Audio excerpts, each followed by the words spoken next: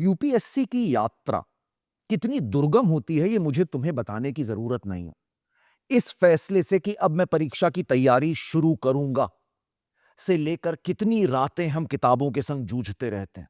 बत्ती चली जाती है, हम कैंडल जला करके पढ़ते हैं, अपने हालातों से लड़ते रहते हैं। फिर सिलेक्शन ना होना, कितना दिल टूट जाता है। उसके बावजूद फिर मैं उठ के अगले दिन सिलेबस देखता हूं, मैं फिर से तैयारी शुरू करता हूं और ये मैं लगातार रिपीट करता रहता हूं जब तक सफलता मुझे मिल नहीं जाती। ऐसी ही एक कठिन यात्रा और ऐसे ही एक हीरो को आपके सामने लेकर के हम हाजिर हैं श्रीराम आईएएस की तरफ से। I would like to welcome very warm records to Mukesh Barnwal. He has secured rank 465 in UPSC 2026. Welcome Mukesh. Thank you sir. कैसे हैं आप? बढ़िया सर। मुकेश बिहार के एक ग्रामीण परिवेश से आए हुए हैं। इन्होंने एक नहीं, दो नहीं, 7 बार यूपीएससी की परीक्षा दी। इन्हें सीएपीएफ में सफलता भी मिली। इन्होंने फॉरेस्ट सर्विसेज के एग्जाम में इन्होंने इंटरव्यू दिया और अब फाइनली जाकर के ये कोवेटेड सर्विसेज ज्वाइन करने वाले हैं। कैसी रही आपकी जर्नी मुकेश, कुछ बताइए प्लीज। सर ये जो पिछले से 7 साल का जो जर्नी रहा है, ये बहुत ही उतार-चढ़ाव का रहा है और मुझे लगता है कि इसका सबसे बड़ा रीज़न ये रहा है कि शुरुआत के टाइम में जब मैंने प्रिपरेशन स्टार्ट की थी, तो क्योंकि मैं बिल्कुल सेल्फ एनालिसिस पे डिपेंड था कि मैं खुद से एग्ज़ाम को समझूँगा, ओके। ये मुझे बड़ा कॉस्टली लगा, कॉस्टली पड़ा। ओके। क्योंकि अ, जो रिक्वायरमेंट है एग्ज़ाम का, मुझे टाइम लगा समझने में और क्योंकि मेरे बार-बार प्रीलिम्स निकल जाते थे तो और मेरे मैथ्स में मार्क्स थोड़े कम रह जाते थे। ओके। तो ये जर्नी मेरे लिए बड़ा डिफ़िकल्ट रहा इस सेंस में हम्म। कि मैं मेंस में मार्क्स कैसे इम्प्रूव करूँ। ओके। ओके। और उसके बाद ये कि मैंने इंटरव्यूज़ पहले भी दिए हैं सीएसई के, हम्म। तो दोनों मिला के मैंने ये भी एक्सपीरियंस किया है कि कभी मेरा मेंस ऐसा भी हुआ है कि 1 मार्क्स से मेरा इंटरव्यू रह गया। एक नंबर से। 1 मार्क्स से, हम्म। सिर्फ़ 1 मार्क्स कट ऑफ जितना था, तो जस्ट 1 मार्क्स कम। और फिर ऐसा भी हुआ कि 1 मार्क्स से मेरा रिज़र्व लिस्ट रह गया। तो ये सब भी मैंने देखा है। हम्म। और इस बार भी मैंने देखा कि जो मेरी रैंक आई है, मुझे जितना एक्सपेक्टेड था कि मैं ऐसे और इंटरव्यू में करूँगा, उतना उसमें स्कोर नहीं हुआ, हम्म। पर अधिक स्कोर हुआ है मेरा ऑप्शनल में। अच्छा।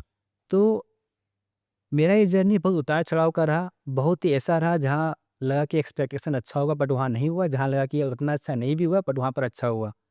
तो ये शो करता है कि ये जर्नी मुझे सिखाया है कि आपके हाथ में मेहनत करना है, बहुत सारा फैक्टर प्ले करता है रिज़ल्ट में।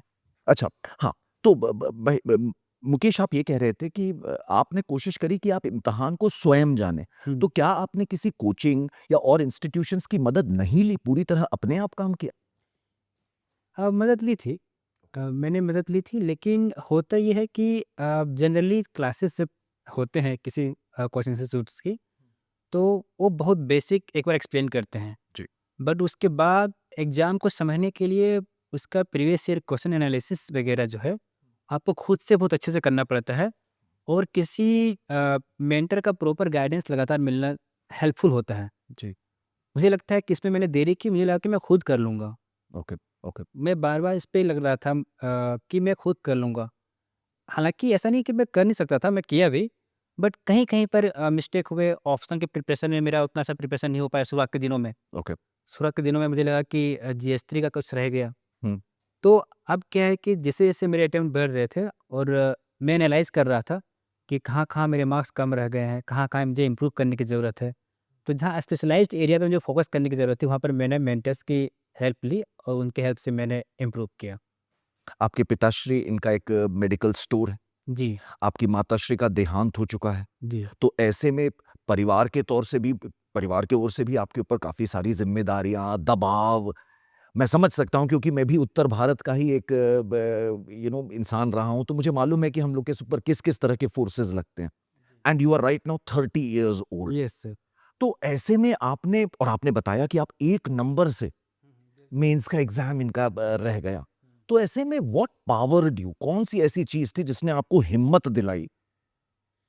सर मुझे लगता है ना कि जब हम कहते हैं ना किसी को कि कड़ी मेहनत करो सफलता मिल जाएगी, मुझे लगता है कि अपने अंदर ना करने की इच्छा शक्ति डेवलप करो। अगर इच्छा शक्ति स्ट्रांग रहेगा ना, तो against all odds you would try hard. Hmm. तो भले मैं देख रहा था मेरा 1 मार्क्स से मेंस रह गया या मेरा 1 मार्क्स से रिजर्व लिस्ट रह गया, लेकिन मेरे अंदर इच्छा शक्ति बहुत स्ट्रांग था कि मुझे करना है, तो वो मुझे बार-बार पुश कर रहा था। मैं बताऊँ कि 23 का अटेम्प्ट में जब मेरा फाइनल लिस्ट में नाम नहीं आया, I felt like I could not breathe. मतलब ऐसा लग रहा था। अ, मैंने भाई को कॉल किया, भाई कहीं बिज़ी था, बोला कि मैं तुरंत कॉल करता हूँ। मामा को कॉल किया, मामा भी रोने लगे साथ में। मैंने फादर को कॉल किया, तो father has always taught me by giving reference of Shri Ram. Okay. Okay. तो वो कहने लगे, जैसे हम लोग गाँव में बात करते हैं इस लैंग्वेज में, वो बोले कि देखो बेटा, श्री राम से ज़्यादा दुःख किन्हीं को नहीं हुआ है, तुम उनके लाइफ से सीखो। तुम उनके लाइफ से जो भी उन्होंने अपने लाइफ स्ट्रगल के थ्रू लेसन दिया है, उनसे सीखो। तो Shri Ram somewhere really really motivated you. He he is always in me all the time. मतलब मैं जब भी मैं प्रॉब्लम में हूँ या जब भी मैं स्ट्रगल कर रहा हूँ, मेरे लिए श्री राम, श्री कृष्ण हमेशा मेरे लिए गाइडेंस है। Beautiful, beautiful. अच्छा मुकेश जी, आपने मुझे बताया कि आपने ग्रामीण परिवेश में रह के तैयारियां करी, जी। तो वहां पर क्या चैलेंजेस आए? क्योंकि देखिए अर्बन एरियाज में भी कुछ चैलेंजेस हैं, लेकिन ग्रामीण के तो एकदम ही अलग ग्रामीण परिवेश के चैलेंजेस हैं। कुछ उस पे प्लीज प्रकाश डालिए। देखिए, मेरे टाइम का ग्रामीण परिवेश और अभी के ग्रामीण परिवेश में बहुत फ़र्क है। फ़र्क इस सेंस में है कि मैं जिस बिहार के ग्रामीण परिवेश में पला-बड़ा हूँ, उसमें मेरे गाँव में इलेक्ट्रिसिटी तब आई थी जब मैं आईआईटी क्वालीफाई किया था। It would be very difficult to believe this time. और उसमें रोड का कंडीशन बिल्कुल ख़राब था। मेरा जो एरिया है वो नक्सल प्रभावित क्षेत्र है। ओके। अब तो फ्री हो गया है, बट उसमें बहुत ज़्यादा प्रभावित क्षेत्र था। मतलब रेड कॉरिडोर में जम्मू डिस्ट्रिक्ट आता था, अब नहीं है। तो वहाँ पर चैलेंजेस ये होते हैं कि रिसोर्सेस अवेलेबल नहीं है उतने अच्छे। लाइट नहीं है जितना अवेलेबल होता है अर्बन एरिया में। उस टाइम में तो था ही नहीं लाइट तो। उसके बाद भी इंटरनेट होता है मुझे पता भी नहीं था उस वक़्त तो। क्या मुझे कह इनफैक्ट रहे ये भी नहीं पता था कि आईआईटी कॉलेज है। मैं जब 10th पास किया अपने गाँव से, मैं पटना आया, तब समझ में आया कि आईआईटी एक अच्छा कॉलेज होता है जहाँ पर एग्ज़ाम पास करके वहाँ पर पढ़ने का मौका मिलता है। उससे पहले मुझे पता नहीं था कि आईआईटी कॉलेज होता है, 10th तक मुझे नहीं पता था। तो ये कहूँगा कि बिल्कुल रिसोर्सेस लिमिटेड थे, डिफ़िकल्टीज़ थी। जो फैसिलिटीज़ या प्रिविलेज अर्बन एरियाज़ में लोगों को मिलते हैं, उतना मुझे नहीं मिला। लेकिन मुझे लगता है ना कि मुझे पता भी नहीं था कि अर्बन एरिया में लोगों को क्या-क्या मिलता है। मुझे तो ये लगता था कि अर्बन एरियाज़ में लोग टेबल डेस्क पे बैठ के पढ़ते हैं, उनके पास लाइट होता है पढ़ने के लिए। मुझे लगता था कि उनके पास एक्स्ट्रा यही बात है। ओह! और मुझे लगता था कि मैं जो मुझे बुक्स मिला हुआ है, मैं उसी को अच्छे से पढ़ूँगा। तो जो मेरे अंदर इच्छा शक्ति थी कि मुझे अच्छा करना है, तो ये इच्छा शक्ति मुझे ड्राइव करता था मेहनत करने के लिए। और जो भी लिमिटेड रिसोर्सेज़ थे मेरे पास, मैं उसको यूज़ करता था। चाहे मेरे पास बुक्स कम ही है, मैं उसी को अच्छे से पढ़ता था। चाहे मेरे पास अगर मेरे पास न्यूज़ के रिसोर्सेज़ उतने अच्छे नहीं हैं, तो मेरी आदत थी कि उस समय 2:30 से 3 के बीच में आकाशवाणी से न्यूज़ आता था। हुँ। मैं डेली आधे घंटे न्यूज़ सुनता था। उसके रात शाम को मैं डिस्कस करता था दोस्तों के साथ, देखो आज ये हुआ है। तो रिसोर्सेज़ लिमिटेड थे, लेकिन क्योंकि मेरा अच्छा करने का मन था, तो मैं उसको यूज़ कर रहा था अच्छे से। बहुत बढ़िया। मैं आपका प्रोफाइल देख रहा था, आपने 12th में भी बहुत अच्छे नंबर आपके आए, 10th में भी आपके अच्छे नंबर आए। उसके बाद आपने भारत के one of the greatest institutes ISM Dhanbad से आपने इंजीनियरिंग करी। यस। वो कैसा अनुभव था? क्या उसने भी आपकी मदद करी इस पूरी जर्नी में? सर, जैसे जब मैंने 10th में बहुत अच्छा किया था अपने लेवल पे, तो उस गाँव से बिलॉन्ग करने के कारण अच्छा हो पाना, मैं तो अच्छा करने से ज़्यादा मैं बोलूँगा अच्छा हो पाना, हुँ। एक कॉन्फिडेंस देता है कि नहीं मतलब मैं अच्छा कर सकता हूँ। मैं मतलब भले मुझे उतना अपॉर्चुनिटी नहीं मिला है शुरुआत के टाइम में, बट मैं अच्छा कर सकता हूँ। तो क्योंकि 10th में अच्छा हो गया, तो 12th में मुझे कॉन्फिडेंस मिला कि हाँ, भी मैं अच्छा कर सकता हूँ। उसके बाद जब मेरा आईआईटी में हो गया, हुँ। मुझे लगता है कि आईआईटी बहुत अच्छा एनवायरनमेंट देता है। जी। और मुझे लग ऑलमोस्ट एक यूटोपियन प्लेस जैसा लगता है, क्योंकि वहाँ पर सही बच्चे आपके जैसे हैं, आपसे अच्छे हैं, जी। अपनी जगह के टॉपर्स रहे हैं। तो उनके बीच रहना, उस तरह के कॉम्पिटिटिव एनवायरनमेंट पे रहना आपका कॉन्फिडेंस बहुत बूस्ट करता है और आपको थोड़ा-सा लगता है कि यार लाइफ में कुछ भी हो मैं अच्छा कर लूँगा। जी। और वो 4 साल का जो कोर्स होता है वो भी आपको बहुत ट्रेन करता है। क्लासेस के थ्रू, लैब्स के थ्रू, बहुत सारे एक्टिविटीज़ के थ्रू, तो आप एक्सपोज़र। बहुत एक्सपोज़र मिलता है। जी। मुझे तो ये लगता है कि आईआईटी के थ्रू आप सिर्फ डॉक्टर नहीं बन सकते जो इलाज करते हैं, उसके अलावा कुछ भी बाकी बन सब सकते हैं, कुछ आप कर सकते हो। जितना वहाँ फैसिलिटी मिलता है।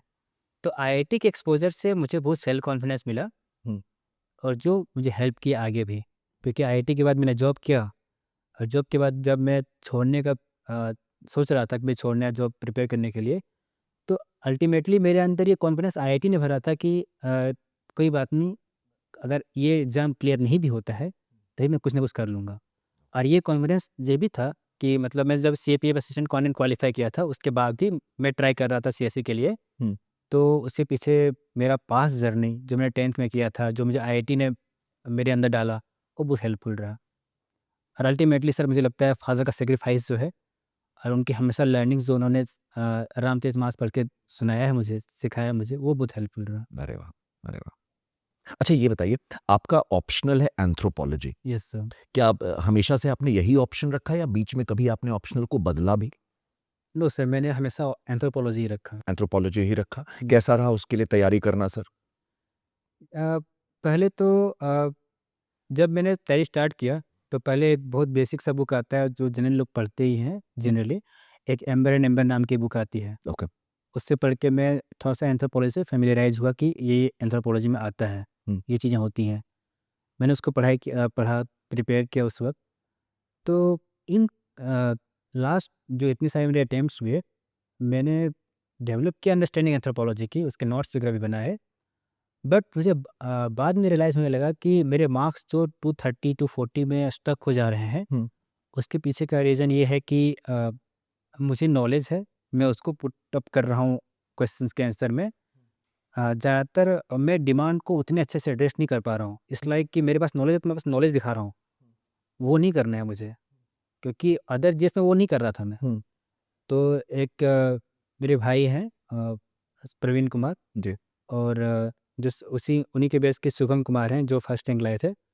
उनको मैंने एक बार क्वेश्चन दिखाया था आंसर लिख के, तो उन्हें बताया ये बात कि मुकेश ऐसा लगता है कि तुम्हारे पास नॉलेज है, बट तुम डिमांड को उस तरह से एड्रेस नहीं कर रहे हैं। ओके, क्वेश्चन की डिमांड को। तो मैंने वहाँ इम्प्रूव किया। इसके बाद लास्ट टाइम में मैंने एक एंथ्रोपोलॉजी के टीचर से सेशंस भी लिए। उनका उनका भी हेल्प मुझे बहुत कारगर रहा इस अटेम्प्ट में स्कोर करने में, क्योंकि इस अटेम्प्ट में मेरे बहुत अच्छे स्कोर आए हैं एंथ्रोपोलॉजी में। मुकेश, अपने इंटरव्यू के एक्सपीरियंस के बारे में भी अगर आप थोड़ा बताएँगे तो जो हमारे व्यूअर्स हैं उनको काफ़ी फ़ायदा मिलेगा। कुछ बता सकते हैं क्या आप? यस सर, बेसिकली जो सिविल सर्विसेज का इंटरव्यू होता है, उसको पर्सनैलिटी टेस्ट भी बोलते हैं। तो मुझे ऐसा पर्सनली लगा कि वो क्वेश्चंस के थ्रू वो ये टेस्ट करते हैं कि आप जॉब के लिए सूटेबल है कि नहीं, सिविल सर्विसेज जॉब के लिए सूटेबल है कि नहीं। तो वो क्वेश्चंस कहाँ से पूछते हैं? वो क्वेश्चंस पूछते हैं कि आपको जनरल अवेयरनेस है कि नहीं, तो करंट अफेयर्स से एक्टिविटीज़ आ जाती हैं उसके अंदर। फिर आपका जो बैकग्राउंड रहता है हुँ। कि आप किस स्टेट से बिलोंग करते हैं, आपका एजुकेशनल बैकग्राउंड क्या है, कहाँ से आप ग्रेजुएट हैं या किस स्ट्रीम में आप ग्रेजुएट हैं, इंजीनियरिंग में, मेडिकल में। तो इन सारे एरियाज़ के थ्रू आपके native place, state, educational background, work experience और करंट में जो हो रहा है, हुँ। उसके थ्रू ये जानने का प्रयास करते हैं कि इस पर्सन में जनरल अवेयरनेस है कि नहीं, और जब ये क्वेश्चन का आंसर देता है, तो आंसर देते हुए इसमें ऑफिसर की क्वालिटी रिफ्लेक्ट होती है कि नहीं। Okay. I think they try to जज दैट थिंग। ओके। तो आपसे बिहार के बारे में, आपकी हॉबीज़ के बारे में प्रश्न पूछे गए होंगे। Yes sir. जैसे कुछ उदाहरण आप दे सकते हैं क्या? सर जैसे मेरे बिहार के बारे में लिकर प्रोविज़न पे सवाल था, ओके। और इस पर भी सवाल था कि बिहार क्यों पीछे रह गया, ओके। और ये था कि बिहार में क्या-क्या अच्छा हो रहा है विमेन एम्पावरमेंट वगैरह के लिए, ओके। इस सब पे बात हुई। मेरे हॉबीज़ में मुझे उर्दू पोएट्री पढ़ने का शौक है, ओके। तो question were asked on that.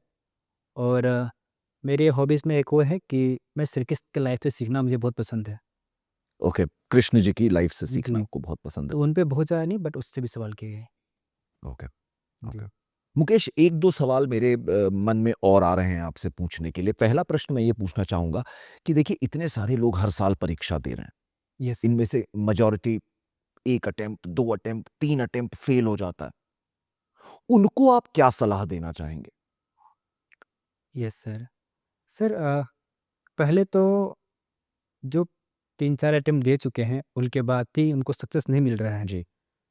तो first of all they should reflect कि कहाँ पर कमी रह जा रही है, किस एरिया में कॉस्ट बेनिफिट एनालिसिस ऐसा है जहाँ पर कम मतलब कंपैरेटिवली कितना मेहनत करेंगे और कितना रिजल्ट आएगा।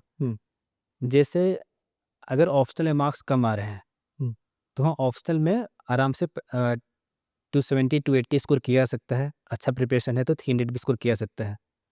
जी। और वो थोड़ा सा श्योर श्योर जैसा मार्क्स होता है। अगर एक बार आपका प्रिपरेशन हो गया तो ऑलमोस्ट आप उसे मेंटेन कर सकते हैं। तो जहाँ शॉर्ट कमिंग्स हैं वहाँ पे ध्यान देना है, और कुछ कुछ लो हैंगिंग फ्रूट्स हैं जहाँ पर गलती नहीं किया जाए तो अच्छे स्कोर हो सकते हैं। जैसे ऐसे हो गया, एथिक्स हो गया, ओके। यहाँ पर भी स्कोर करने के ट्राई करना चाहिए। और तो पहला तो ये कि जहाँ कमी रह गई है वो देखें। वहाँ आप देखें कैसे इम्प्रूव करें, और जहाँ पर लगे खुद से नहीं हो रहा है, थोड़ा सा लगता है कि मेंटरशिप चाहिए, तो वो ले लेनी चाहिए। ओके। मुझे लगता है कि जहाँ पर आपको गाइडेंस मिले कि ऑप्शन के प्रिपरेशन में या किसी पार्टिकुलर सब्जेक्ट के प्रिपरेशन में जहाँ लगे कि खुद से नहीं हो पा रहा है, they should definitely try to find any mentor जो उनको गाइड कर सके, उनको हेल्प करेगा। उसके बाद क्या है कि सबसे इम्पोर्टेंट है ना, जब आप 3-4 अटेम्प्ट हो चुका होता है तब आपका मेंटल टेस्ट होता है, कितना आपके अंदर लोहा है ना? क्योंकि आपका 1-2 अटेम्प्ट 3 अटेम्प्ट तक तो मतलब रहता है कि हाँ ट्राई कर ही लेते हैं, लेकिन उसके बाद जब नहीं निकलने लगता है ना, जी। तब आप कैसे मैनेज कर पाते हैं प्रिपरेशन करना, that is a real challenge. Okay. Okay. क्योंकि तब बड़ा मुश्किल हो जाता है कि हो नहीं रहा है क्या करें, हो नहीं रहा है क्या करें। पढ़ाई में भी उतना ज़्यादा फोकस करना मुश्किल हो जाता है। जी।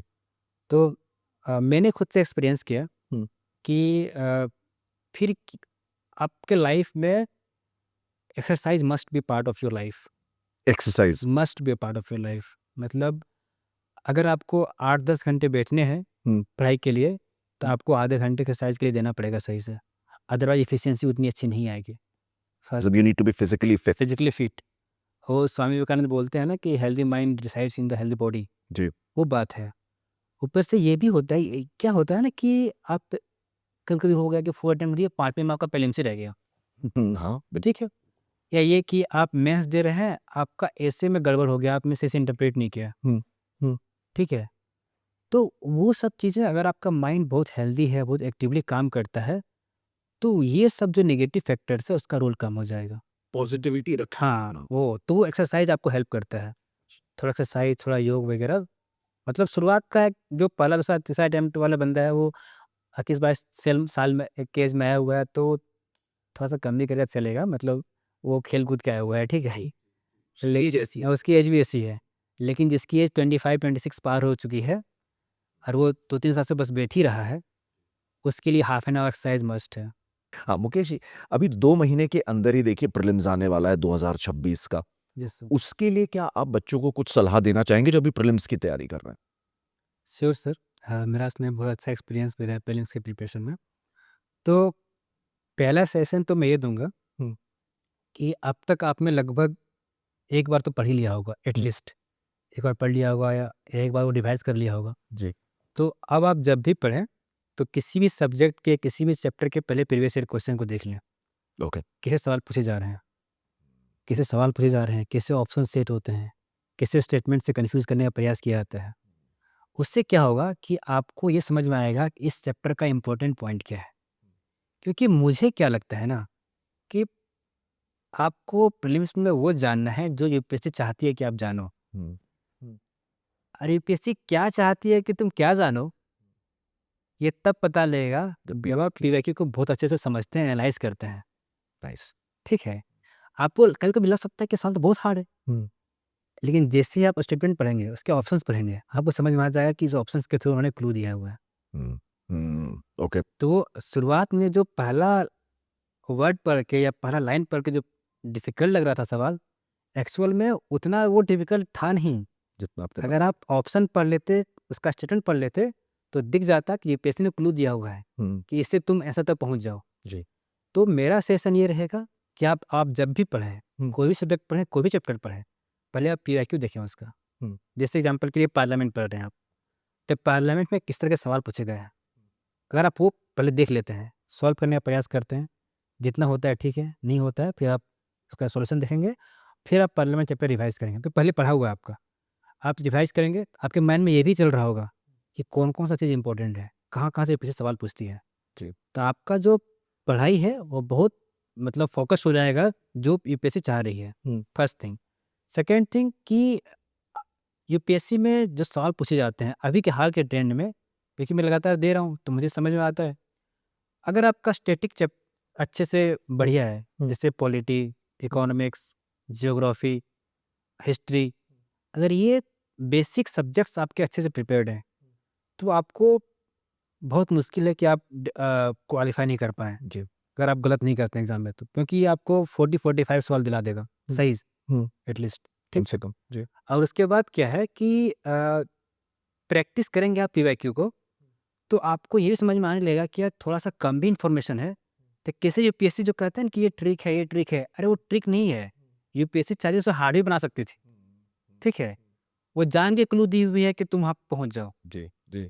ठीक है? जैसे एक बड़ा हमेशा मुझे उस इस याद आ जाता है वो सवाल, एक सवाल आया था कि क्या था?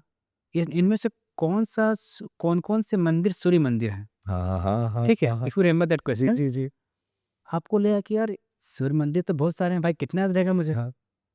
लेकिन जो कहते हैं ना कि 1 2 3 1 2 2 3 से तो याद रहता है, वो इस तरह से कॉम्बिनेशन सेट था जी। कि उसमें एक जो ऑप्शन था वो त्र्यंबकेश्वर ओंकारेश्वर का था, हाँ, हाँ, ठीक है? हाँ, तो आप देखिएगा तो लगेगा कि क्वेश्चन सूर्य मंदिर पे है, बट नहीं, हाँ, वो क्वेश्चन ओंकारेश्वर पे है। ब्यूटीफुल, बिल्कुल कि सही। अगर आपको पता है कि ओंकारेश्वर शिव का ही नाम है, तो फिर आप 3 ऑप्शन एलिमिनेट कर दो। तुरंत एलिमिनेट हो जाएगा।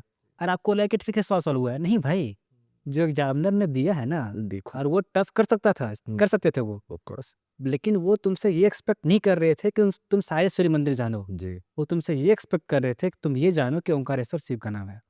हाँ, ओमकारेश्वर शिव का नाम, बस बस इतना ही वही सवाल था वो। जी। वो सवाल सूर्य मंदिर पे था ही नहीं।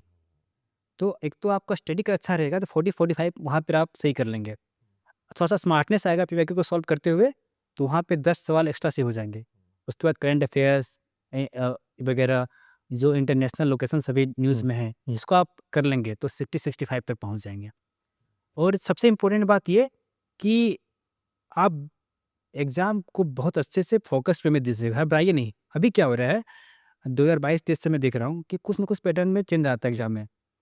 अभी बात करना आसान है, एग्ज़ाम के टाइम में ना चीज़ें बस टेक पे होती हैं। जी। तब लगता है कि हाँ, ये तो डिफरेंट टाइप का सवाल पूछ दिया गया है, हाँ, जो कैसे अटेंड करूँ?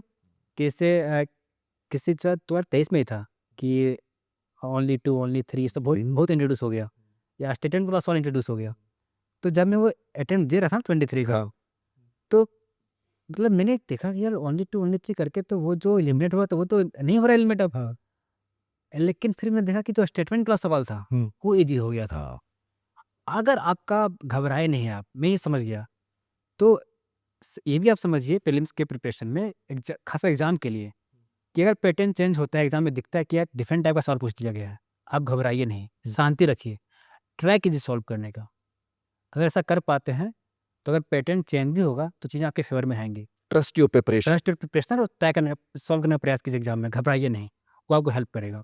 और एक और बात कि ट्राई कीजिए कि जो फर्स्ट राउंड होता है प्रीलिम्स में अटेम्प्ट करने का, वो 1 घंटा 1 घंटा 10 मिनट में कंप्लीट हो जाए। अच्छा, हाँ, ओके। ये इसलिए क्योंकि अगर आप एक पहला राउंड 1 घंटे 10 मिनट में कंप्लीट कर देते हैं, आपका माइंड रिलैक्स हो जाता है। जब रिलैक्स हो जाता है तो उसके बाद आप क्वेश्चंस को बहुत आराम से हैंडल कर पाते हैं, तो मिस्टेक जो होता है वो कम हो जाएगा। जी, जो आपको कठिन दिख रहा होता है फर्स्ट अपीयरेंस में, वो आप सही से निकाल। हाँ, कि आपका माइंड रिलैक्स हो गया है। जी। और उसके बाद जो सीसेट में फँसते हैं, मुझे लगता है कि सीसेट का मेरे नज़र में बस एक ही ट्रिक है, आइडेंटिफाई द ईज़ी क्वेश्चंस, जी, बस। क्योंकि उसमें 100 या 120 नहीं लाने हैं, बिल्कुल, बिल्कुल। ठीक है? और वो कभी भी ऐसा पेपर नहीं बनाएँगे कि 70 मार्क्स भी नहीं आ पा रहा है किसी का। जी, अगर आप किसी में फँसेंगे नहीं, तो 70-80 मार्क्स आ जाएगा। तो सीसेट का मेरे लिए एक ही ट्रिक है, फँसो मत। हाँ, आइडेंटिफाई द ईज़ी हाँ, क्वेश्चन। बस मतलब जहाँ लगे कि हार्ड है, छोड़ो। मतलब फँसना ही नहीं है किसी सवाल में, जहाँ लगे कि हार्ड है, छोड़ो। तुरंत छोड़ो। उसमें हमको नहीं करना है कि यार वो चाहे लगा सॉल्व करना, नो। क्योंकि अपने को और वो इतना एजी देंगे ही देंगे, अगर नहीं देंगे तो ज़्यादातर बच्चे डिस्क्वालीफाई कर जाएंगे। हाँ, उन्हें क्वालिफाइंग का चाहिए ही चाहिए बच्चा। उनको चाहिए उतने मार्क्स कि कुछ तो बच्चे चाहिए 70+ ला रहा है, बिल्कुल। तो आप इजी आइडेंटिफाई कीजिए सी सेट में। तो प्रीलिम्स का तो मेरा ये स्ट्रेटजी रहेगा। This is very important, I am sure you will all follow. He is saying कि आपको लगातार अपने फिजिकल एक्टिविटी बना के रखनी है, तभी आपका दिमाग भी साथ में सही काम चले। करेगा बिल्कुल, क्योंकि आप मैं तो क्या कहता हूँ कि प्रीलिम्स के में जो फेल होते हैं, अगर किसी का प्रिपरेशन बहुत अच्छा है, ठीक है, वो अच्छे से पढ़ा हुआ है, अगर वो सिर्फ गलती नहीं करे ना, सिली मिस्टेक कम कर दे, इज वेरी हार्ड कि वो क्वालिफाई नहीं करेगा, वो क्वालिफाई कर जाएगा। जी। तो वो सिली मिस्टेक सब कब कम करेगा, जब उसका माइंड बहुत फोकस्ड वे में Start काम हो कर गया, रहा है। जी। वो शार्पली तब और फोकस्ड में तब काम करेगा जब उसका माइंड हेल्दी है, बॉडी हेल्दी है। बिल्कुल तो वो करना चाहिए। और उसके बाद जब अटेम्प्ट ज़्यादा लग रहे हैं, तो आपको एक्सरसाइज वगैरह आपको इस बात के लिए भी रेडी करती है कि आई वुड स्ट्रगल, वो कोई बात नहीं, मतलब नहीं हो रहा है तो आई वुड ट्राई। पॉजिटिविटी बनी रहती ये है बात शायद। भी है, जी। ये बात भी है। और जो जिनका ज़्यादा अटेम्प्ट हो गए हैं, हम्म। ठीक है, मुझे लगता है कि उनको फिर इस प्रिपरेशन के साथ साथ कोई और नेक्स्ट ऑप्शन सोच लेना चाहिए, क्योंकि वो आपको मेंटल पीस देता है। जी। ये भी मुझे लगता है कि जब अगर बहुत अटेम्प्ट हो चुके हैं जी। और लग रहा है कि यार होगा कि नहीं होगा, ठीक है, अगर आपकी लाइफ में और ऑप्शन है खुद से पहले से ही, तो कोई दिक्कत नहीं है। लेकिन अगर नहीं है, तो you should generate other option also, क्योंकि वो आपको मेंटल पीस देता है। और इस एग्जाम में मेंटल पीस के साथ अगर आप एग्जाम देते हैं, ये higher chance to qualify, very well sir. क्योंकि बहुत मेंटल प्रेशर रहता है इस एग्जाम में, बहुत लंबा एग्जाम है ये। तो आप लगे कि ज़्यादा अटेम्प्ट हो गया यार, मुझे इशू हो रहा है, तो you can think of qualifying state pieces also, क्योंकि वो भी अच्छी सर्विस है। या अगर आप CAPF असिस्टेंट कमांडेंट के लिए सुटेबल हैं, तो वहाँ भी ट्राई कर सकते हैं। जी। या एक और सीनियर है जो इसलिए सजेस्ट भी करते हैं हम्म। कि अगर आपका ऐसा है कि बहुत सिग्निफिकेंट मार्जिन से आपका CSE रह जा रहा है, तो आप फॉरेस्ट के लिए प्रॉपर फोकस कर सकते हैं। फॉरेस्ट सर्विस एग्जाम, वो भी अच्छा सर्विस एग्जाम है। तो आप जब लगे कि 4-5 अटेम्प्ट हो गया, नहीं निकल रहा है और वो सिग्निफिकेंट मार्जिन से नहीं निकल रहा है, तो आपका मेंटल पीस बहुत गड़बड़ा जाता है। वैसे केस में सेकेंड ऑप्शन मेंटल पीस देता है, और वो आपकी परफॉर्मेंस को इम्प्रूव करेगा एग्जाम में। इम्प्रूव करता है। बिल्कुल। ठीक है, अब कोई इस बात को इस तरह से ले सकता है कि there should not be second option, but आपका जब 30 ईयर्स एज होने लगेगा ना, क्योंकि होता क्या है ना कि कोई भी लाइफ का और भी कोई भी आप इंडेवर करें, हम्म। आप प्रयास कर रहे हैं, तो जीरो से अगर 50 या 100 नहीं पूछ पाते हैं, तो 10 पहुँचेंगे, 15 पहुँचेंगे, 17 पहुँचेंगे। इस एग्जाम में क्या है, फेल के दोबारा जीरो से शुरू करेंगे, जी। दोबारा जीरो से शुरू करेंगे, दोबारा जीरो से शुरू करेंगे। जी। और आपका एज भी, जो प्राइम है आपका एज, वो भी क्रॉस कर रहा है, हम्म। तो आप बहुत प्रेशर में आ जाता हूँ उस वक्त। जी। तो अगर ज़्यादा अटेम्प्ट हो गया है, तो पहली बात है कि हेल्दी बॉडी माइंड रख के प्रयास कीजिए, और मेरे हिसाब से second option would give you mental peace. वो भी जनरेट करते रहिए हाँ, साथ ही वो साथ। मेंटल पीस देगा अगर अटेम्प्ट ज़्यादा हो गया है तो। ओके, अच्छा, one of the very few people, मतलब हम ऐसे कम लोगों से मिले हैं जिन्होंने आईआईटी का एग्जाम भी निकाला और जिन्होंने यूपीएससी भी क्रैक किया। Yes sir. इन दो परीक्षाएं, दोनों भारत की सबसे कठिन, सबसे बड़ी परीक्षाएं बताई जाती हैं। इन दोनों एग्जाम्स में अगर आपसे कहा जाए कि बेसिक डिफरेंस क्या है, वो यस क्या, सर। कुछ बता सकते हैं? सर जो बहुत बेसिक, मतलब लेमन में समझाऊँ इस बात जी। को क्या डिफरेंस है, तो आईआईटी का एग्ज़ाम या नीट का एग्ज़ाम बहुत ऑब्जेक्टिव एग्ज़ाम है। हम्म। किसी को आता है, टेक्निकली स्मार्ट है, उसको चीज़ें सब्जेक्ट की समझ है, वो सही करेगा, उसको एक सेम मार्क्स मिलेंगे, सही किया सेम मार्क्स। जी। ऑब्जेक्टिव है, प्योर ऑब्जेक्टिव है वो। लेकिन यूपीएससी सीएसई ऐसा नहीं है, इसमें सब्जेक्टिविटी बहुत ज़्यादा है। जी।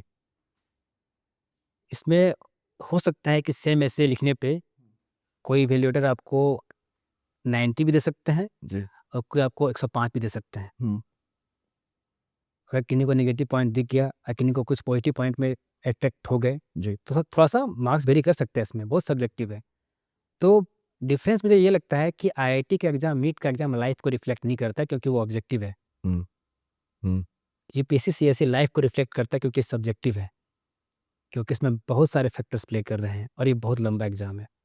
आईआईटी का एग्ज़ाम 1 दिन में होता है, जी। इसका एग्ज़ाम 3 स्टेज में होता है, और मेंस का स्टेज तो बहुत एग्ज़ॉस्टिव होता है, जहाँ पर इतना सारा फैक्टर प्ले करता है कि आप एसे को सही से इंटरप्रेट कर पाए कि नहीं कर पाए। अगर नहीं कर पाए, तो जहाँ आपका 120 130 आ रहा है, वहाँ 70 आ जाएगा। आपको एक सब्जेक्ट थोड़ा-सा मिसइंटरप्रेट कर गए, आपको पूरे एग्ज़ाम से बाहर कर देगा। जी। आपका थोड़ा-सा मिस्टेक हो गया कहीं पर, ऐसा है, मतलब मैं नाम तो नहीं जानता, बट मैंने ऐसे मार्क्स देखे हुए हैं कि उनका इंटरव्यू में एवरेज मार्क्स भी आया था, तो वो टॉप 5 में आ गए थे। ओह! बट उनका इंटरव्यू में 110 इस तरह से मार्क्स आ गए और वो लिस्ट में आए नहीं। तो डिफरेंस ये है कि इस एग्ज़ाम में बहुत सब्जेक्टिविटी है और बहुत लक फैक्टर है। तो इस बात को एक्सेप्ट करना पड़ेगा अपने को कि everything is not in your hand. Everything तो बहुत ज़्यादा बड़ा बात मैंने बोल दिया। आपके हाथ में बस मेहनत करना है और इस एग्ज़ाम में बहुत सारा एक्स्ट्रा फैक्टर प्ले कर रहा है and you have to accept it. अगर आप एक्सेप्ट करेंगे ना तो खुद को आप बहुत दोष नहीं देंगे, और लाइट महसूस। लाइट महसूस करेंगे और मेहनत करने पे ध्यान देंगे। आपको ये मानना पड़ेगा जैसे मेरा ही है, मैंने इतने मेंस दिए, हुँ, इस बार मेरे इसमें सबसे कम मार्क्स आए। हुँ, अच्छा। हाँ, सबसे कम मेरे मार्क्स 120 प्लस भी आए हुए हैं, 115 से आए हुए हैं। इस समय मेरे मार्क्स 90 में हैं। हुँ। अगर मेरे मार्क्स अभी और मैं जिस रैंक पे हूँ, 1 मार्क 2 मार्क पे भी बहुत अच्छा रैंक जंप हो जाता है। हुँ, बिल्कुल। ठीक है? तो आप सोचिए कि जहाँ पे हर बार स्कोर कर रहा था अच्छा, वहाँ इस बार। जब सेलेक्ट हुआ, हाँ, मैं कम हो गया। तो ये अनसर्टेनिटी बहुत ज़्यादा है यूपीएससी, सीएसई में कंपेयर टू आईआईटी, और ये बात को एक्सेप्ट करना चाहिए, तो आप माइंड से लाइट रहेंगे और मेहनत कर पाएँगे। मैं ये सोचता हूँ। और थोड़ा-सा ये कि आप कभी भी खुद को किसी चीज़ का बहुत हम ही रीज़न है, मैंने ही किया है, यू शुड नॉट से दिस। मतलब आप समझिए कि बहुत फैक्टर प्ले कर रहा है and if you would realise this you will be grounded. जी। जैसे मैं हमेशा ये कहता हूँ कि जब अर्जुन को ये लग रहा था कि मैंने कर्ण को मार दिया, तो श्री कृष्ण बोले कि देखो पूरा प्रोसेस समझो, ठीक है? परशुराम ने श्राप दिया, अगर श्राप नहीं देते तो वो विद्या टाइम पे भूलता नहीं। हाँ। सेकंड, ब्राह्मण ने श्राप दिया, हुँ, अगर श्राप नहीं देता तो फिर वो चक्का फँसता नहीं। हाँ। उसके बाद कवच कुंडल माँग लिया गया, अगर नहीं माँग लिया जाता तो मार नहीं सकते थे। जी। उसके बाद एक ऐसा अस्त्र था जिससे तुम मारे जाते, मैंने उस अस्त्र को हुँ, घटोत्कच पे यूज़ करवा दिया। एक और अस्त्र था जिससे तुमको मार दिया जाता, मैंने उससे थोड़ा-सा ज़मीन को धँसा के या रथ को टेढ़ा करके तुम्हारे मुकुट पे चलवा दिया था, तुम्हारी जान बच गई थी। उसके बाद वो निहत्था था, तुम मार भी नहीं रहे थे, मैंने कहा तुमको मारो। तुम सोचो कि 6-7 फैक्टर जो है इसमें एक भी फैक्टर अगर मिसिंग हो जाता, तो बड़े वही रीज़न तुम उसको मार नहीं सकते थे। ब्यूटीफुल। तो मैंने इस एग्ज़ाम से, मैंने इतना फेलियर से ये सीखा है कि ऑलवेज़ बी ग्राउंडेड। आपके हाथ में सिर्फ़ मेहनत करना है, आप मेहनत कीजिए और वो जो श्री कृष्ण बोलते हैं सेकंड चैप्टर 47 श्लोक, कर्मण्येवाधिकारस्ते, जी, जी। आप समझिए कि वही अल्टीमेटली आपको मानना पड़ेगा। अगर किसी के फर्स्ट सेकंड में हो जाता है and they are not able to understand the depth in that shloka, तो कोई बात नहीं, लाइफ में आगे उसमें भी समझ जाएँगे।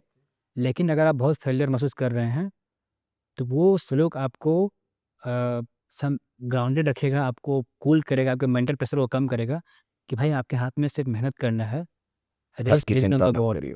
बस। बहुत बढ़िया, बहुत बढ़िया। आई होप आपकी बातों से हमारे इतने सारे व्यूअर्स जो हैं उनको बहुत हेल्प मिलेगी। अच्छा, एक क्वेश्चन मैं आपसे और जानना चाहूँगा। आपकी उम्र 30 साल हो गई है, यस। राइट? क्या इस प्रिपरेशन के दौरान समाज से, परिवार से, विवाह को लेकर के भी कोई प्रेशर आया?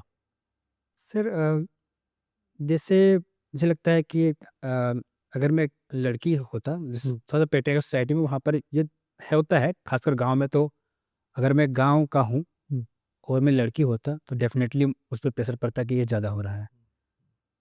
तो यहाँ पर एक तो उस तरह से मुझे बेनिफिट मिला कि मैं लड़का हूँ, पेट्रियार्कल सोसाइटी गाँव के जी। गाँव से हूँ। सेकंड थिंग कि अ, मेरे फादर ने या मुझे कभी प्रेशराइज़ नहीं किया किसी बात के लिए। He has always left me free हुँ, कि तुमको जो करना है करो, जैसा सोचता है सोचो। उन्होंने कभी मुझसे ये भी नहीं पूछा कि तुम्हारा क्या कैसा चल रहा है, अरे! कभी नहीं। मतलब वो बस सपोर्ट करते रहे। ही नेवर आस्क्ड मी कि मतलब तुम्हारा कैसा तैयारी कैसा चल रहा है, कितना पढ़ रहा है, नहीं पढ़ रहा है, कुछ नहीं पूछे थे। He had just trust on me कि बेटा पढ़ रहा होगा, उसका जो होगा देखेंगे। बहुत बढ़िया। बस उन्होंने मुझे कहीं किसी बात के लिए प्रेशराइज़ नहीं किया and that is very great thing for me कि उनको मेरे पे ट्रस्ट था। अच्छा, एक बात और मैं आपसे पूछना चाहूँगा। अब देखिए यहाँ पे आपका सिलेक्शन लिस्ट में नाम आ गया। Yes sir. हम लोग तो टिपिकली मतलब यहाँ तक जानते हैं। अब इसके बाद अगला स्टेज क्या होगा? क्या अभी यूपीएससी की ओर से कोई कम्युनिकेशन आया? क्या अभी आपको लबासना बुलाया जा रहा है या भारत दर्शन कब होगा? क्या ये सब कुछ बातें बताई गई हैं अभी तक? सर जनरली जैसे पिछले साल के क्वालिफाई कैंडिडेट के साथ होता है, हुँ। उसके अनुसार ये होता है कि जुलाई अगस्त के आसपास में ट्रेनिंग स्टार्ट होती है, ओके। तो लवासना में उनको बुलाया जाता है। तो वहाँ पर जनरली 3 मंथ्स की जो ट्रेनिंग होती है, वो सारे सर्विसेज़ के साथ होती है। तो उसमें भारत दर्शन जैसा भी इन्वॉल्व रहता है उसमें, एक इनिशिएटिव। और 3 मंथ्स के बाद जो डिफेंस सर्विसेज़ हैं, उनको उनके पार्टिकुलर ट्रेनिंग सेंटर में भेज दिया जाता है। जैसे अगर वो आईपीएस किसी को मिलता है, तो नेशनल पुलिस अकेडमी हैदराबाद जाएँगे जी। या कोई नागपुर जाएँगे, इस तरह से। Thank you so much for your time here. It was it was lovely talking to you, and stay grounded, stay humble, and do a great job. Sure sir. Thank you sir. Thank you so much. Thank you sir.